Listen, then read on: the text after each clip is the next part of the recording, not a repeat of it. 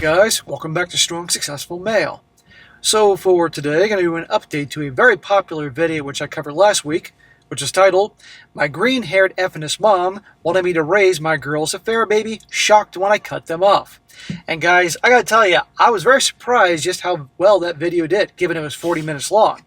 Usually the longer videos don't do as well, but given the subject matter, I guess I can see why you guys definitely watch the show.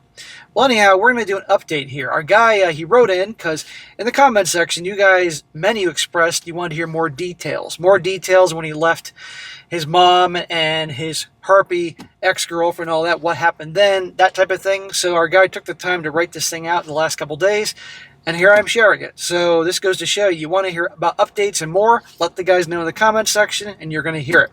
Now again, as you all recall, real quick recap, that's the guy who grew up in the most really terrible circumstances. His mom and dad, both of them, were complete and total brainwashed, far left as can be, New York crazy liberals, and raised him like he was the absolute scum of the earth because he was born with a you-know-what.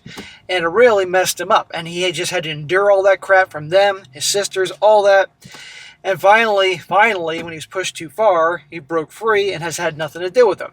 And now, fast forward in time, his mom's had a stroke. She's basically on her way out in life and is trying to reconnect. And he's like, no way. And at the end of this story, he was asking what we thought about that. And I said, no way should you ever contact her again. Forget her and your dad. As well as about the daughters. He has 2 daughters now. He's happily married. And they wanted to connect with them. And again, I said, no way. You don't want to expose them to that. But anyhow, he went through a hell of a lot. But it goes to show you what you can do when you break free and start over. So anyhow, this is long. So I'm going to jump right into the update. It says here, hello SSM. As promised earlier, I'm sending you another email. There's not much to talk about because about a year after I walked out of Deborah's place, Deborah's his mom, I had no interactions with them whatsoever. But, as per the community request, I'll reminisce a little more about my loving family. I think I should also address a few comments made by the brothers. Okay, he's going to respond to a few comments, and he's going to get into what happened. And let me tell you, it was pretty darn ugly with his family and ex. Says here, in case you do decide to make another video about this email, I'd like to tell the SSM community that I did not take my daughters to meet Deborah. Thank the Lord. I didn't think you would, but good. It's something I never wanted to do. What I shared in my first email was only a portion of the care I received from my wonderful family. But even knowing just that, I'm glad other people don't think I'm unreasonable for my decision. Well, I told you, dude, or I think I told you, overwhelmingly, guys are going to say no way. Why would you expose your young daughters to those awful people? And I know that your wife and your godmother, M, were encouraging it, but no freaking way. My dad, might not be my biological father, and were Ben and Deborah in an open relationship? I don't know the answer to that. I wish I didn't have any biological connection to Ben, but I'm not going to put any effort into confirming it. I'm 5'9" with jet black hair. Ben is 6'1" and has light-colored hair. Deborah is blonde. I don't look anything like him, by the way. There's a huge possibility that my wish might actually come true. Dude, I don't think you're his son. Seriously. First of all, you don't look like him at all. And I guess you would have mentioned if you had jet black hair family members. Clearly you don't. And that's probably why the additional resentment towards them towards you growing up. My Nerf sets and my daughters. Their mom and I both like guns. And I'm sure they will too. But even if they don't, I'm planning to have more kids in the future. Surely I'll get a son. Yeah, well, you got 2 daughters. And I've known guys that wanted sons so badly. And they had daughter after daughter after daughter after daughter. I've known guys that literally given up after 3 daughters in a row or 4 daughters in a row, so we'll see. Someone said that this is a fake story because it sounds too effed up. I'm really happy for the people who said that. It showed me that my situation felt so alien to them that they found it unbelievable, and I'm glad that even though most of them got burned badly by women, they at least have a good start and support a family behind them. Yeah, your situation was terrible, man. Someone else said I'm a damaged guy and people should keep their distance from me. Oh, for goodness sake. That was no doubt a troll who stumbled upon the video and just wanted to hate on guys like us. He says, tell that to my wife. In all honesty, I've worked on myself, but I won't deny that I still have some mental scars. I try my best not to let those scars affect the people around me. Of course you have scars. Who wouldn't in that situation? Another commenter said, 22 is not a useless rifle, and I need to learn more about guns if I think that. He says, I knew I was going to catch some heat on that. I know how affordable it is, and I understand why people like it, but nope, I still think it's useless. That's coming from somebody with $45,000 worth of firearms sitting in his house, by the way. Dude, invite me over. I want to come to Montana and shoot some guns. That sounds fun. Now let's continue the story.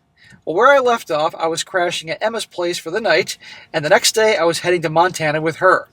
The following morning, when I returned to my apartment to pack my things, the security guard informed me that Em had stopped by.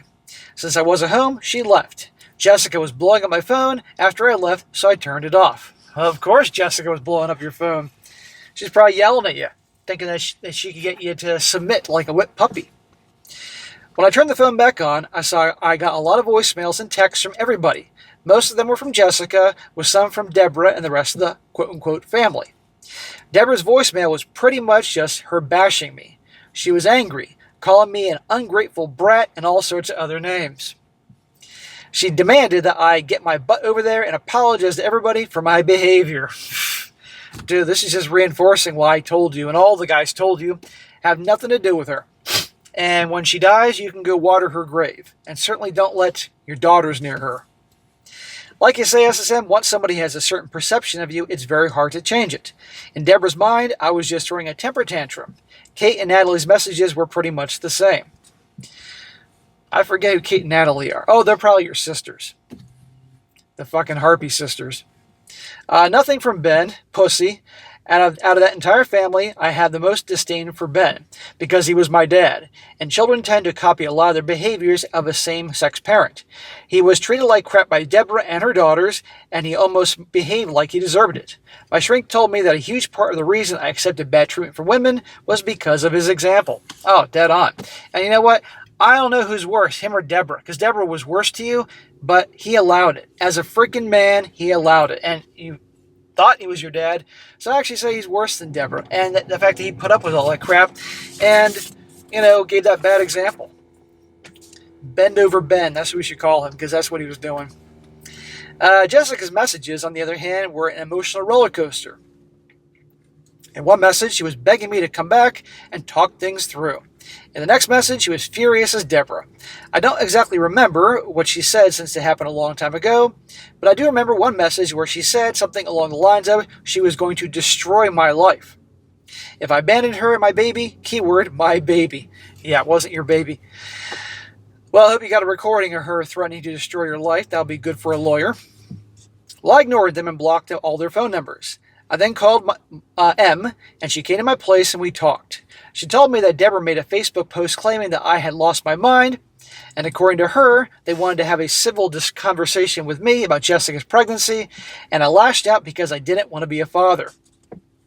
She also claimed that I tried to do bad things to Ben when he attempted to calm me down. Again, she actually thinks that you're going to reconnect with her after all this? Well, if she's tarnishing your name online, that's defamation, and you know where this is going. Not to mention, they're harassing you, restraining order. Em obviously didn't believe them and was trying to contact me. When she couldn't reach me, she got worried and came to check on me. I explained everything to her. She was angry after hearing all of this and called Deborah, demanding that she take the post down. Deborah said she wouldn't do that until I came back and apologized to everyone. Well, just like a typical feminist wanting men to apologize for anything and everything. I was emotionally exhausted after learning about my best friend's death and then having to deal with this whole situation with Jessica. I took the phone from Em and said the same thing I said the day before. Hey, Deborah, go F yourself. Then I hung up. Em didn't like how I talked to Deborah, but she didn't say anything. Em has been great to you and the godmother and taking you in and escaping from those people. But Em knows how horrible they are to you. And if there's anybody, the old honor thy father and mother commandment, not these motherfuckers. There's no honor for them. They are garbage. And you deserve and have a right to say what you said to her. After we said our goodbyes, I grabbed my things and headed back to Emma's place. We attended Justin's funeral and left for Montana. Dude, being out in the country sounds awesome. Getting away from NYC and all the NYC wackos like your mom and dad, or Deborah and Ben. Bend over Ben. That's quite appropriate for him. Like I said in my first email, the summer I spent on Emma's dad's farm is what shaped me into the man I am today. A lot shaped you into the man you are today, aside from ranch life, dude. That which not kill you makes you stronger. It's like what they said right in the beginning of Conan the Barbarian by Nietzsche. Same thing with you. Emma's dad was the male role model I need in my life. I lived with their family for the summer. Her dad and her older brothers gave me some shit at first because they thought I was dating Emma, but overall they were incredibly welcoming. Emma's mom is also one of the kindest people I've ever known. Dude, you deserve that after what you went through. I worked at the ranch as I didn't want to freeload. It was something. I learned how to ride a horse from Emma, hunted my first black bear with her, tried bull riding and broke my nose, and overall had an absolute blast. Dude, a summer to Montana sounds like an absolute, minus the breaking the nose thing. Everything else sounds, wow. I was in Montana in 2019, a national park tour all over Wyoming, South Dakota, and Montana. I was at Glacier National Park for about 3 nights staying in this lodge. It was snowing in June. I was having my breakfast and it's fucking snowing. And then by noon, whoosh, it's all gone. Montana's amazing. Emma's family structure was very different from what I was used to. I won't call it the polar opposites because while they were conservative Catholics, they didn't hold any extreme beliefs. Emma's mom was a tough lady, not going to lie, but she always followed her husband's lead in everything. They argued sometimes, like any long married couple would, but she never disrespected him like Deborah did with Ben. For the first time, I started wanting a family like that. I wanted to be the kind of man Emma's old man was. Well, dude, you were going to become that, and you would have a good family like that. Meanwhile, while I was enjoying my time there, Deborah and the rest of the family continued their smear campaign. I didn't care what their Facebook friends thought of me, so I ignored it. I got a few phone calls from extended family and told them my side of the story. Some believed me, others took Deborah's side. Well, the ones that took Deborah's side are no longer your family. F them. Em spoke with Deborah's side of the family to clear my name, which caused a fallout between the two of them. Then Jessica joined in. She posted that I had abandoned her because she was pregnant. She also claimed that I was abusive and emotionally unstable. See, guys, this is when for you guys who do dating and relationships, and you meet a girl the first time, and she starts talking about her ex or exes, and predictably starts labeling them things like this, take it with a grain of salt. In fact, if they're saying that, probably it's time to say, check please, and leave, because guess what? You're going to be the next guy she talks about labeling those things. Since she was connected to a lot of people from our school, it turned into a small scandal. I started getting hate messages on social media. Jessica also shared my phone number, and I began receiving calls and threats from her friends and people I don't even know. Dude, lawyer. They're tarnishing your name. It's all bullshit, not to mention the fact that also restraining order for this harassment. I tried making a post explaining my side of the story, but nobody believed it. Of course, because everybody had listened to Jessica for a long time. Then you came in. And of course, you're the man. So therefore, with this circle of people, because you said all her people were probably feminists, of course they believed her. Believe all women. I changed my phone number and ignored the whole thing for a while. Like I said before, I was exhausted. I just wanted to relax and enjoy my life a little bit more. After I got back to NYC, I started looking for a lawyer and found a pretty good one. Amen, dude. I sued Deborah, Kate, Natalie, and Jessica for defamation. Awesome. I demanded $50,000 from each of them for emotional distress. No way in hell were you going to get that money, but no problem. Let's mess with them a little bit. My lawyer said it was unlikely I'd get that much, but I didn't need the money. I wanted to send a message to not mess with me. Good. You can make enough to cover your attorney's fees? Hey, fine. Because now they got to hire an attorney or attorneys, and you get the point. It's going to cost them one way or another. I also legally changed my last name to M's last name, which had belonged to her late husband. Dude, that's awesome. You don't want Bend over Ben's last name for you. M told me that Deborah came to her house and caused a ruckus, accusing M of turning her son against her. What a freaking asshole. Another feminist with no accountability. No, bitch, you turned your son against him.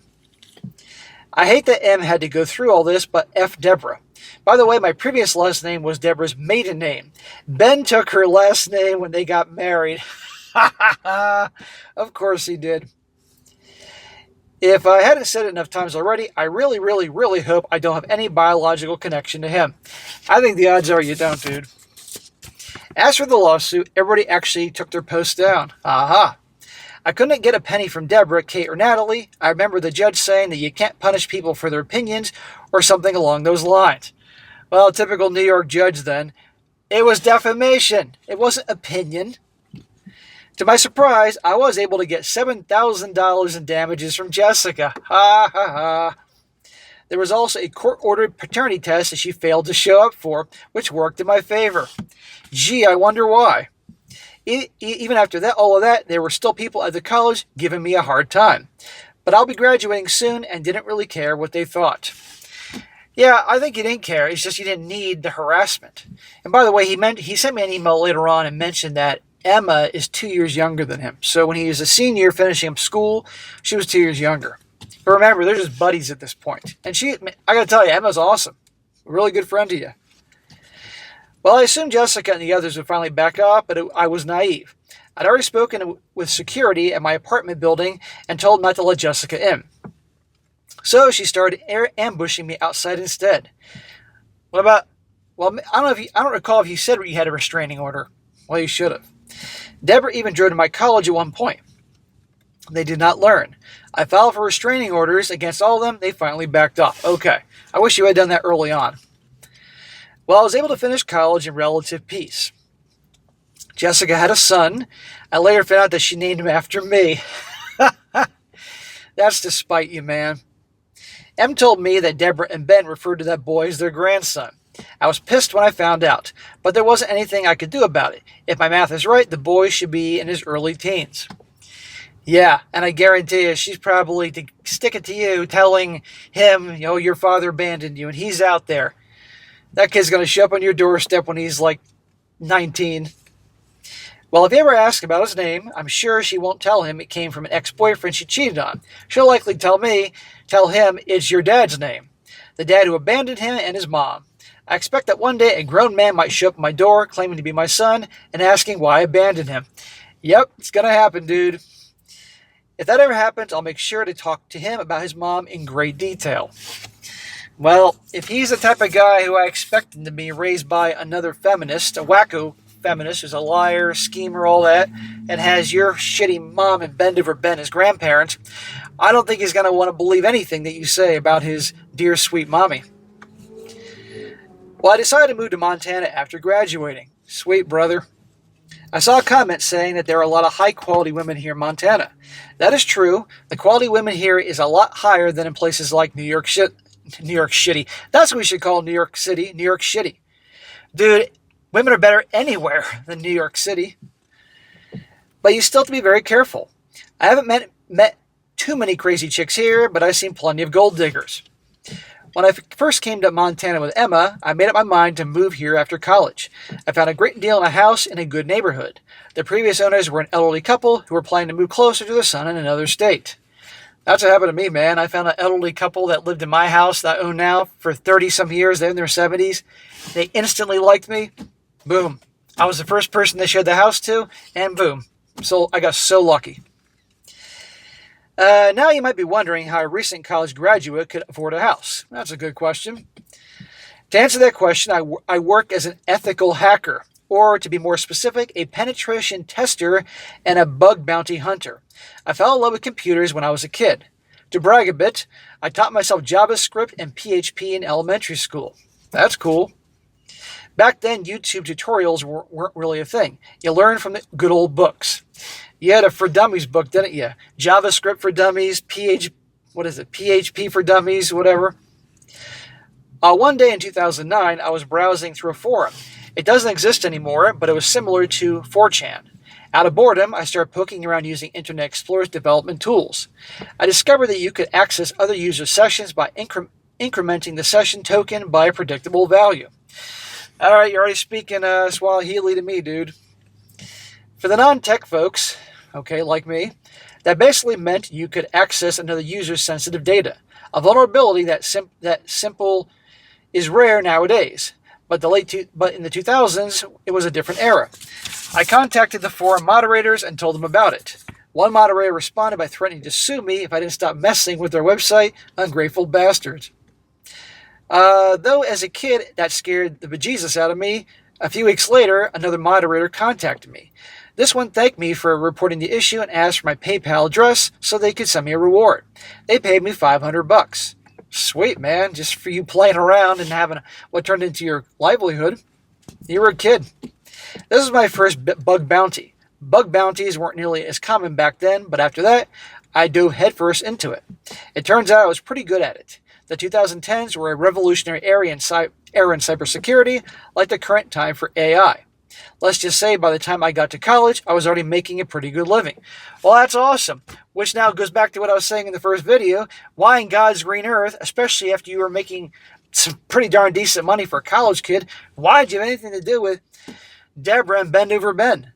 I would have cut those mother effers off immediately, but you were worn down, and it was like a dog who just takes very bad things from its owner and just sticks around because that's how dogs are wired. You were like that, but I'm glad you got out of there. By the way, SSM, before I had my own account, I used M's account to receive my payments. I also occasionally deposited money into Bend Over Ben and Deborah's account. Sometimes a few $100s, sometimes over $1,000. Bug hunting and some of the other work I was doing took a lot of time. I knew that if I didn't show them some tangible benefit, they wouldn't give me my time to work on what I was doing. Both of them told me they were saving my money for college. I never saw a penny of it. Shocker. It probably went to your sisters or to some fucking feminist rally or some local crazy politician they were supporting. Sorry for the long backstory here, but I think it gave you an idea of how I started earning at a very young age and how I was able to afford my house. Okay, man. I'm proud of you. That's great. Well, to continue, after I moved to my new place, I wasn't initially interested in getting back into dating because of everything that happened with Jessica. Who could blame you? But then I realized I was not cut out for monkhood. So I hopped on Tinder, went on a few dates, and turned two of them into regular friends with benefit situations. Smack! So basically, you're going to get, in some capacity, the same type of women like Jessica. They may not have been feminists with pink hair and nose septums and all that, but still kind of cut from the same cloth. Let's see how that turns out. I'll name one of my former friends with benefits, Amanda. Her profile said she was looking for something casual, which was exactly what I needed. We started hooking up, and things are going pretty well. Keep in mind, I wasn't R-pilled back then. I was still a dumb F-U-C-K when it came to women and dating. One day, I invited Amanda over to my house. She asked how much I was paying to rent the place, and I told her I owned the house. And immediately, the dollar signs in her eyes and the gold digger's wheels are turning. Then she started asking what I did for a living and a bunch of other questions. After that night, her behavior changed. She started dropping hints that she'd be interested in something serious. With a Tinderella, not a chance in hell. I wasn't ready for a relationship, so I ignored them. Then one day, as I'm about to go in, she told me to take the condom off because she was on the pill. Well, I tell you guys, always provide your protection, wear your protection, dispose your protection, and never buy they're on the pill. Bullshit, she was on the pill. She wanted to get pregnant so she could then, you get the point. Even though I was a dumbass back then, I knew Amanda was going to be trouble, and I ended things the next day. Good for you. I'm sure you still banged her and wore the condom. I figured one more roll in the hay. At that point, I'd be like, nope. Get out of here, Jezebel. I had another experience similar to Amanda, but that time I found out the girl was married. There's a bar near where I live. A new bartender started working there. I'll call her Ava. She was in her mid-30s at the time, but she was hot. So I tried flirting with her. At first, she was not interested. She mostly laughed it off. Then we started talking about where we lived, and once again, I mentioned my living situation. Suddenly, she became a lot more interested. Funny how that works. She gave me her number, and we went on a few dates. There you go. Every time. See, guys, doesn't make a difference where he is. New York City, Montana. The women behave how they behave. This is why you got to hear these stories, so you are prepared for this wherever you are in the world, your culture. Well, unlike Amanda, Ava wasn't pushy about a relationship or anything. Okay, that's more of like a friends with benefit situation. She was good in bed, knew how to cook, and was fun to be around. Even though she was quite a bit older than me at the time, I started thinking I could actually go somewhere. Smack! Bad idea. I was having a really good time with her, and that did not last. One night, I took Ava to a sushi restaurant. About 10 minutes after we sat down, a guy stormed in and started shouting. It was Ava's husband. I had no idea. I never seen her wearing a wedding ring. Neither did I ever see her anything in her home that suggested she was married, not even a photo. What a scumbag. You had no idea. That's why you gotta be careful, guys. Probably her husband obviously was away on business. Maybe he had a job, but he had to be away a couple weeks of a month, like in the oil industry, or who the hell knows what he did. You're lucky something really bad didn't happen, dude. Listening to them argue, I pieced together that her husband became suspicious of her behavior and decided to follow her to see where she was going. Then he looked at me and asked if I was effing his wife. Ava told him to leave me out of it, which only seemed to make him angrier. For a second, it looked like he was about to charge at me. I carry a handgun pretty much everywhere it's legal to do so, and when he noticed where my hand was moving to, I saw him put two and two together and stopped. I told him I had no idea she was married, and then I got the hell out of there. I blocked Ava everywhere afterwards. I felt like shit knowing I became the affair partner of a married woman. I never saw her at that bar again. Yep, that happens to some guys. That's why you gotta be very careful, gentlemen. Women don't care. The new bartender told me that she quit all of a sudden. A couple years later, I got a text from an unknown number claiming to be Ava. She said she was divorced now and asked if we could catch up. Yeah, sure, with a freaking woman who cheats on her husband and didn't mention that. Yeah, she said, because she's such a great person. She said she was divorced now and asked if we could catch up. I blocked her number as well. So for anyone planning to move to Montana to find a good woman, consider these two stories a warning. There are plenty of bad apples here too. Rather, there are bad apples everywhere. But certainly there's a greater ratio of bad apples depending on where you live. New York City has plenty of bad apples. The Big Apple with bad apples. For those who asked about me and my wife, I started dating Emma not long after the situation with Ava. Okay, now we're getting to it now. You and Emma were friends for a while. She got you the hell out of NYC back in Montana. Got to know the family. You had a very solid foundation with her. Probably the reason she liked you so much is you probably didn't see her as a girlfriend material. You just treated her like a bro. And you're probably indifferent with her, but in a positive way. By that point, Emma and I were close friends. One day, while I was venting to her about my terrible love life, she asked whether I would ever consider dating her. That caught me off guard. Emma has always been incredibly nice to me, but she's like that with everyone. I didn't think much of it. Don't get me wrong, I had the hots for her, but honestly, she was a little too pretty for my taste. Meaning you didn't think you could get her. As you say, SSM, 9s and 10s aren't relationship material. After being with Emma, I can understand why. She gets a lot of attention from men, but I'm clear with my boundaries. No matter how much I love her, if she starts entertaining that attention from other men, I'll divorce her on the spot. Good for you, man. And obviously she's going to watch this video, and behave yourself, Emma, and I'm sure you will. Back then, she was also still in New York for her exchange program. I wanted to say that we could talk this when she moved back, but I wanted a piece of that ass. He says, sorry to my father-in-law if you make it through another video out of this.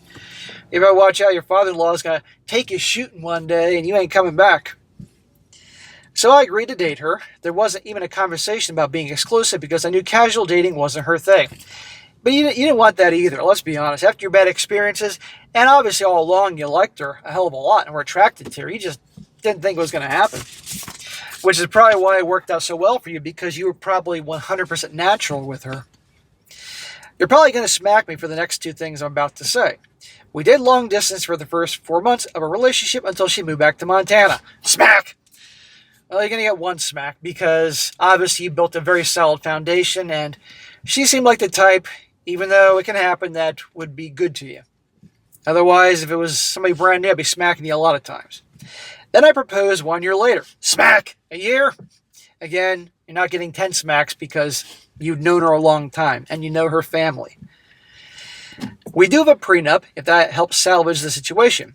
Though her family owns thousands of acres of farmland, and I'm pretty confident she's not with me for the money. We've been together for 8 years, married for 6. and we're still going on strong. We have our arguments from time to time, most in 1 week of the month, but has never gotten to the point of her disrespecting me. I like to say I found myself a unicorn, but time will tell. Yes, time will tell, but I would say it seems like the odds are in your favor, and I think a big part of that reason is her upbringing.